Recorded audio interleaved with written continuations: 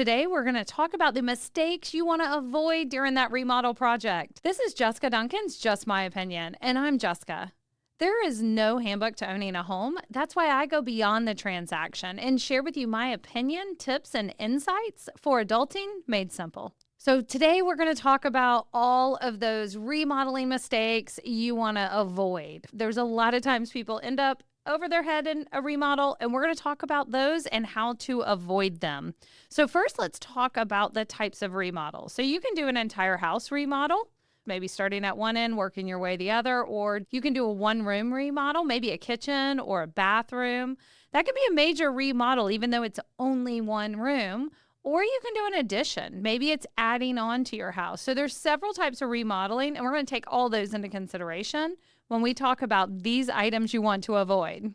One of the biggest mistakes with a remodel is not expecting the unexpected. You want to be prepared for what you don't know is going to happen. Well, Jessica, how do I prepare for what I don't know is going to happen? Well, first of all, you want to have a little bit of extra in your budget for the unexpected. I would recommend probably at least 5 to 10% of whatever you're planning for this remodel. Have above and beyond that initial budget, have an extra 5 to 10% for that. This just happened. What am I going to do? You don't want to be halfway through your remodel and not be able to finish because you ran out of money. There's a lot of unexpected things that can come up, whether it is, you may find some termite damage that was unexpected, and the last thing you want to do is cover that up. You want to go ahead and fix that damage immediately. When COVID hit, no one could have prepared for the prices, and 5 to 10% could not have prepared you for that anyway. So there's nothing we could have done there, but at least you would have been a little bit closer to being prepared if you had a little over in your budget. But just think about the project. Think about what could happen and go wrong in this and be a little bit more prepared for that. The next tip that I'm going to talk about for your remodel really talks about an addition. So let's say you're going to add an addition onto your home. There is a number you don't want to exceed, right? So you don't want to spend too much money on this addition and now you're upside down in your house. So how do you figure out what that number is? So clients call me over all the time to go through this and help them set that budget for that addition and make sure it's going to make good financial sense. But what you're going to want to look at is what is the current price per square foot going to be on your house given this addition. So if you're adding a bedroom or a bath, you want to use comps that have an additional bedroom or a bath. You want to really look at what is sold in the neighborhood in the past 3 to 6 months or within a couple mile radius if you're not in a neighborhood. Determine, once you do this improvement, if you sold tomorrow, what would your price per square foot be? And I would be pretty realistic with it, right? So that number, and then you're adding on an addition. So let's just use a random number. Let's say it was $185 a square foot was what your neighborhood was going for. And you were going to add on 500 square foot to your property. So then you would do 500 square foot times 185. That's your budget for your remodel. You cannot exceed that. If you've exceeded that, you are now upside down in the property. So if it's something you really need to make it work for your family, that's one thing, but no, you're upside down in the property. And this is investments. So you want to make sure your investment, you're going to be able to get the money out if you ever need to sell. We never know what life holds. So when you're looking to remodel, you're looking to do an addition, figure out what that budget is that you can't exceed because of your neighborhood value. So when you go to remodel the house, you want to make sure you are not over customizing the house for your family's needs.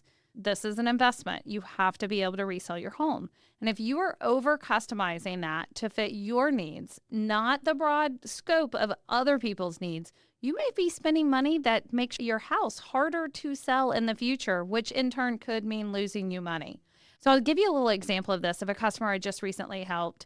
We helped them move from out of state, and after they closed on the house, they asked me to come over and talk about some ideas and some remodels they wanted to do on the property. And one of the things that was really important to them was to connect their two daughters' rooms together, to put a door in between the two bedrooms. Now, they met on the same wall, so it would have been really simple, but I know this is not their forever home. They've told me that from the beginning, and even if it was, investment matters. So I really talked them through that. How important is having it where your two daughters can go from room to room without walking out in the hallway? Because this is something that is so specific to your needs. it could be a detriment in a resale situation. So you want to think about that. What you're wanting to do in this remodel, am I customizing this house so much that it's going to limit my buyers in the future? And it may be perfect for you, but is there a way you can achieve that without limiting your future buyers? A big mistake I see in a remodeling project time and time again is homeowners taking on this massive project, thinking they're going to do it themselves, and it's way too big for them to handle.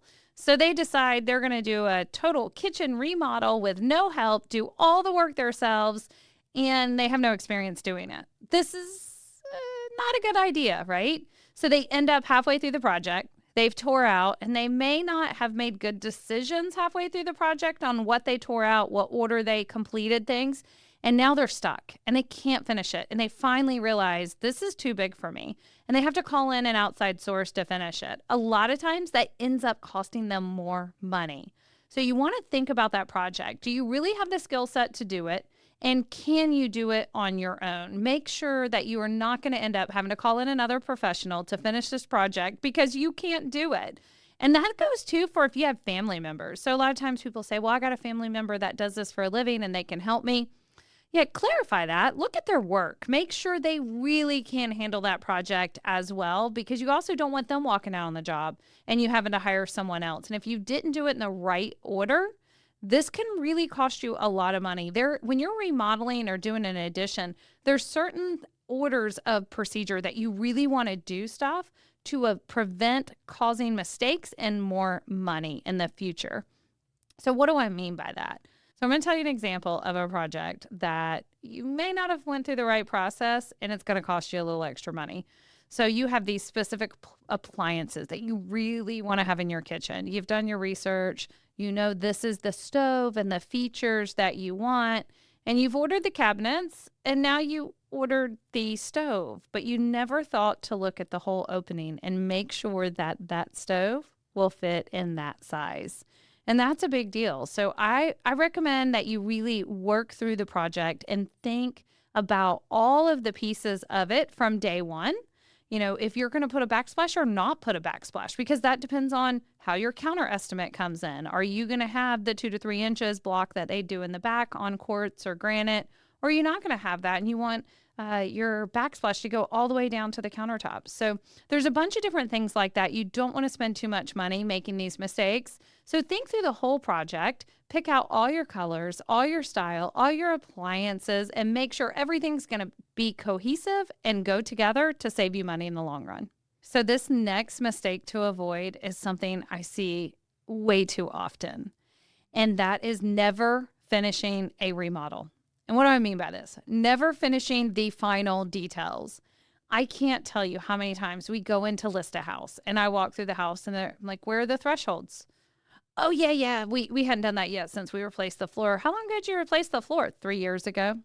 There's little bitty details that you want to finish. I mean, you just spent all this time and effort and money on this remodel or this addition. Why not finalize it? Let's button up every little detail and let you enjoy it. Don't wait till you go to sell the house to finish the project. You just spend all this time and money. Enjoy it while you're still there. So make sure you finish every little detail. You want to make sure the thresholds are there. You want to make sure every light cover and light switch cover, electrical outlet, all of those are put into place. All those little details that really finish it. There are many times that homeowners take on projects that are A, way too big for them, and B, they never finish them. And so make sure before you set out that you've thought of all of those little extra expenses that you're going to need to truly finish those projects. Another big one that I see on unfinished projects is the trim work. So they've remodeled or added on a new room and they forgot to finish and paint the trim work. I don't know why, but for some reason people will put trim work up and not paint it. So you want to make sure you've painted that trim work, you've finished the trim throughout the house, it ties into the rest of the house. When we're talking about remodel projects, you do not want someone to walk in and be able to tell, oh, they remodeled this one room. You want it to look like it was cohesive in the whole house, and finishing off that trim is a big deal to make it cohesive. So let's talk about flooring in a remodel. It's really important that you try to keep your flooring as cohesive as you can throughout the house. At no point anywhere in the house should you be able to stand and see more than two types of flooring. So why is this important? Imagine you're standing in a living room and you're looking into the dining room and the kitchen and the entryway, which is four different other areas, and you see four different types of flooring. It's going to make your house look very segmented, very chopped up. It's not going to flow very well. It's going to make it look smaller. So you never want to see more than two types of flooring at any given point at any place you're standing in your house. Now, that doesn't mean you can only have two types of flooring in your house. It means where you're standing, you only see two types of flooring at any point in your house. So that really will make your house flow so much better. It'll make it seem so much larger than it really is. And it looks like you had a true plan in remodeling or adding on to the home. Personally, we just got done remodeling an entire house. We did a full gut and then we added on an addition. But during our gut, one of the things that we did in the house is when we bought flooring for the entire house, everything except for the bathrooms is cohesive going throughout it. When we bought that flooring, we knew we were going to do an addition. We went ahead and bought the addition flooring as well so that it's the same dye lot. It matches exactly the same, because I don't know if you know this, but you can buy the exact same brand of flooring and the exact same color 6 months, 9 months later, and it doesn't match. It's a different, what they call dye lot. So you want to make sure if you know you're going to do that, you know you're going to do an addition. We went ahead and bought the flooring for the entire house, including the addition. We planned out how we were going to lay it out throughout the house so that we could avoid thresholds as much as possible, because again, it's just another break. It creates separation. It doesn't do that cohesive flow that makes a home look so much larger. So if you can plan out your flooring properly and get as much as you can all at one time, you don't want to be one of those houses that you walk into and every room has a different flooring. It looks so piecemealed together and it doesn't look like you really had a plan in redesigning your home. So we talked about adding on an addition and how you determine that money, right? How much you spend on it, what your budget is. But let's talk about maybe you're not adding on an addition. You're just doing a major remodel. I'm talking kitchens, bathrooms, really a major remodel throughout the home. You want to make sure you don't exceed your neighborhood's value, right? So you don't want to be the nicest house in the neighborhood. You don't want to be the most expensive house in the neighborhood. If you are, you're going to have a hard time recovering that money. So you want to look at what the neighborhood prices are going for, similar square footage, similar bedrooms and baths. Does it have a pool versus whether or not you have a pool? So you want to look at all those comparables and see, okay, if I add XYZ or do XYZ to improve my home, how much is it going to be worth? And am I going to be exceeding the value of the neighborhood?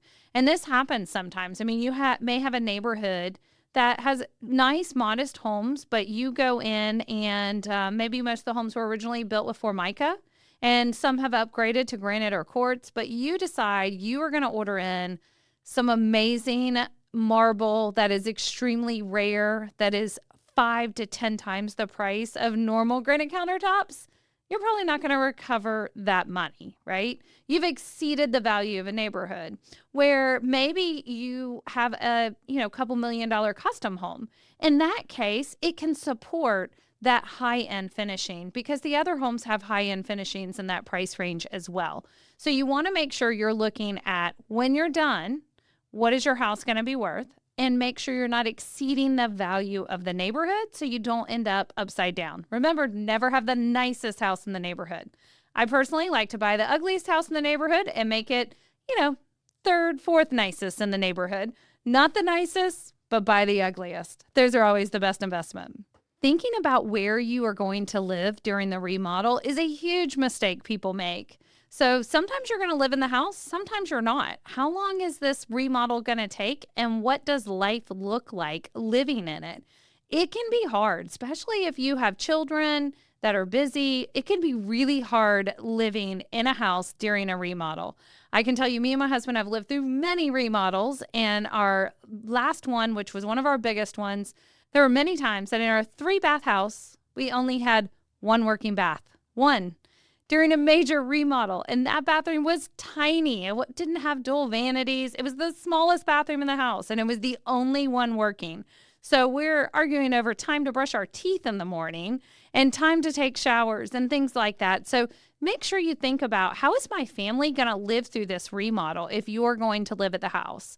Can you move to one end of the house? So this is something we've done multiple times. We will move to one end of the house and block off the rest of the house with plastic and tape to stop the spread of dust. So sheetrock dust is awful. It gets everywhere. And so we'll close the vents off so it doesn't get in the AC system. And we will close off that portion of the house so that it's not spreading everywhere, because who wants to wake up every morning in sheetrock dust, right? So think about, how are you going to live through this remodel? Can you live through this remodel? And what type of strain is that going to put on your family? I'll tell you all a crazy story. So we started our kitchen remodel in 2020. We went away in September of 2020. If some of you know that date, you know where I'm going with this. But we went away in September of 2020 to celebrate our 20-year wedding anniversary. And we left town and tore out our kitchen. When we come back, we're supposed to have our new cabinets installed and really have this new kitchen in about 30 days. And I was prepared for the 30 days of not having a kitchen. Well, while we were gone on our 20-year anniversary, Hurricane Sally hit. So we came back to all of the subs busy. They're dealing with their own houses. They're dealing with higher priority houses. We just had a hurricane hit here, and we were pushed to the lowest point on the totem pole pretty much.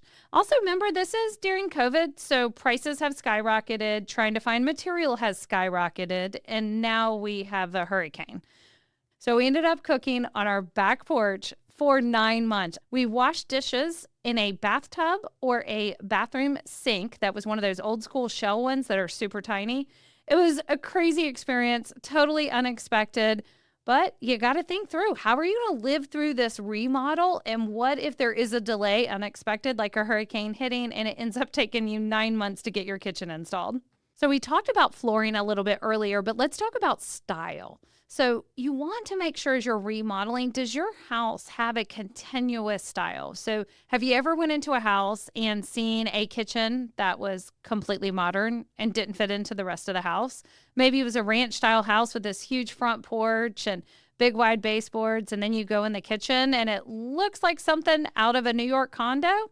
Yeah, you don't want to do that. So you want to make sure you're staying within the theme and trend of the house. What type of style does the rest of the house happen? So if you're remodeling that kitchen and your house is a traditional ranch style home with this large front porch and everything is very traditional, you don't want to go in with modern cabinets and a very modern, sleek look. That is not going to get you a return on investment. I've actually walked into several houses that the bathrooms were so modern, I feel like I walked into another house. I'm like, where am I? I'm not saying you have to do all the same color schemes and all the same exact color cabinets or the exact same flooring throughout. You want to stay in a same theme, though. If you have a bathroom that maybe looks very antique-ish, having the small tiles on the floor, and maybe you used an antique vanity, then you probably wouldn't want to put that in a very modern style house. You want to keep that traditional theme going throughout the rest of the house to make sure that that house is going to appeal to buyers who are interested in that style of house. So make sure throughout the whole home you stay consistent in that style. You don't go modern when your house is traditional. So the next mistake you want to avoid in your remodel is forgetting about function. Anytime I go into a flip house and I'm showing a customer the house, the first thing I do is open up the fridge. I open up the dishwasher. There are a lot of remodels or flips. You can't open the fridge or freezer up all the way. Can I actually open the fridge and stand in front of it and see what I need to get out of it? I recently went into a new construction house that this happened. I opened up the freezer, and you cannot stand in front of the fridge and open up the freezer because of the island behind you. What a huge design flaw, right? You got to be able to get into your freezer, but you had to step to the side, open the drawer to be able to look in it. You couldn't stand in front of it. So you want to think about this function. Think about how your doors are going to open on your cabinets as well. This is something I see in bathrooms, huge mistake all the time. When you install new vanity cabinets in a bathroom, there's actually a little filler piece that they normally put there, and that's to create distance to be able to open up the cabinet door all the way. Otherwise, if you don't put that in there, you can only open your cabinet door up half the way because it's hitting the doorway or the trim or the wall. So make sure you think about functionality. How is everything going to open, and is there going to be enough space? I'll tell you another funny story about this. I went into a house about a week ago, and it was actually a foreclosure that they had started remodeling, and then I think got in over their heads and ended up letting it go into foreclosure. And the weird thing is the cabinets throughout the kitchen opened up in haphazard direction. So imagine you're standing at your stove, and to the left of you, there is 2 cabinets, and both doors open the same way. Instead of opening up away from each other, it was quite strange. So you want to make sure you think about all these things. How is the door going to open? What is it going to hit? Have we created enough space there to create the functionality that you need? And with this, you can also add in really cool functional items. So one of the my favorite things that I did in my kitchen that I absolutely love is to the right of my stove, I added in this recessed tiled insert, I guess you can call it, but it's where I hold my salt and pepper and olive oil for cooking. It's recessed in the wall, basically a shelf built into the wall between the studs that's all tied into the backsplash. I love it. And every time people come over, they say something about it. It's just a cool little niche that adds an extra functionality to me because I like to cook and I like my olive oil and salt and pepper being right there, not on my countertops. So think about that function. Think about how you can add extra function or extra spaces. Another thing that I did that I really like the idea of was using those creative spaces for things that need a special size or special location to really add that customization, but also not over customizing where others don't want it. So for example, you know that weird space above your fridge? You have those 2 cabinets above your fridge. They're hard to get into. No one ever knows what to do with them. So we brought ours out all the way to the front of the fridge and added a charcuterie board standing rack. I absolutely love it. I love charcuterie. I have a ton of boards. It's wasted space up there, but we had them put slots in there so that I can line up all of my little charcuterie boards, all the different sizes. So no matter what event I'm doing, I can pick and choose what I need. And that's really creating functionality in that space. So think about that in your remodel. Think about how each area is going to function. What are those little extra functionalities you can add? And make sure you're avoiding those huge mistakes like not being able to open up your cabinets. So now I'm going to talk not just about things to avoid, but let's talk about things to do intentionally that could reduce your insurance cost in a remodel. So let's say you're going to remodel your house and you're going to change your windows out. I would strongly recommend you reach out to your insurance carrier and say, hey, if I went with impact resistant windows, what would that do to my insurance cost? If I'm replacing my roof, what if I added hurricane clips to my house? What would that do to my insurance cost? Peel and stick is another great addition. We already have to have some peel and stick, but I'm talking about adding it to the entire roof. That will reduce your insurance cost as well. So when you're doing these remodels, think about what could I do to reduce my insurance cost? Call your insurance agent, have them run you a new quote based on those changes and see how much you're going to save. It may make sense for you to go ahead and upgrade to those impact windows because maybe within 3 years, you're going to recoup that value just by doing it, not even have to worry about hurricane shutters when a hurricane's coming. So think about not only things to avoid, think about things that maybe you want to spend a little extra money on that are going to save you money in the long run. And as you're talking about remodeling, everyone always wants to know what rooms make the most sense to remodel. Kitchens and bathrooms are going to give you the biggest punch for the money, no doubt about it. They are the biggest remodels, but they are also the most expensive. So they're going to increase your value the most, but they're also going to cost you the most. So you've got to stay true to that budget on those.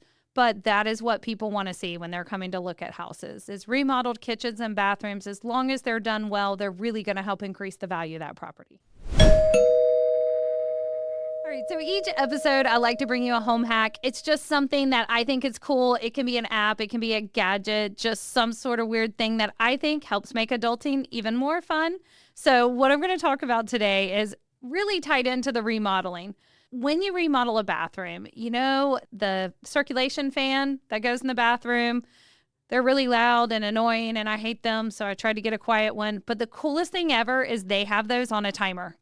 Because who remembers after you get out of the shower to go back and turn that vent off? No one remembers that. So now you can actually get a vent that is set on a timer. You just hit it to turn it on, and it'll automatically shut off after 30 minutes or an hour, however long you have that preset button for. Love it. That is my greatest home hack that I absolutely love, and you never have to go back and turn it off. So where do you find these bathroom fans? They are available many places. They're not hard to find. You just got to know it's out there to go look for it. Whether you're going to Lowe's or Home Depot or Amazon or wherever, just ask for a exhaust fan that has a timer on it. Thanks for joining us today. I hope you enjoyed the episode. If you do, make sure you subscribe so you never miss an episode. And if you have a question that you want me to answer on the podcast, please feel free to send me a DM on Instagram or Facebook, and we'll talk about it on a future episode. Remember, it's just my opinion.